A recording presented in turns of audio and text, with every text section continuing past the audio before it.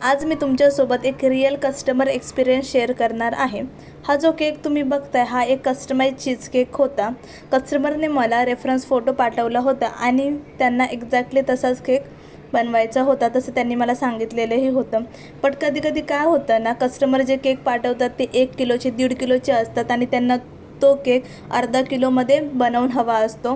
तर असा इश्यू होतो आणि मग त्यांना वाटतं की आम्ही जसा फोटो पाठवला तसा एक्झॅक्ट झाला नाही। बट इथे मी माझ्या पद्धतीने 100% एफर्ट दिला होता। बट झालं असं की डिलिव्हरीनंतर कस्टमरचा रिप्लाय आला की केक थोडा मेल्ट झाला आहे आणि एक्सपेक्टेड तसा वाटत नाही।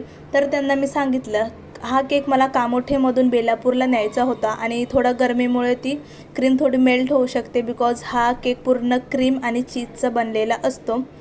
आणि तर हा केक गेल्या गेल्या त्यांना फ्रीजमध्ये मी ठेवायला सांगितला, बट त्यांना तो एक्सपेक्टेड होता तसा झाला नाही।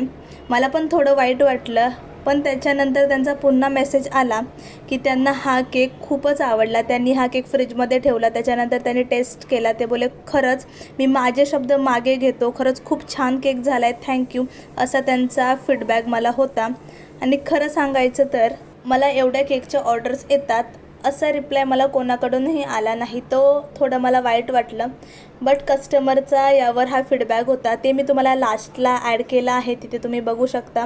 तर अशा पद्धतीने हा माझा छोटासा एक्सपिरियन्स होता आणि त्याचबरोबर मला इथे 2 केकच्या ऑर्डरही होत्या, त्या मी कंप्लीट केल्या आणि डिलेवरीसाठी रेडी झाल्या। आवडला असेल तर लाईक करा। भेटू नेक्स्ट व्हिडिओमध्ये।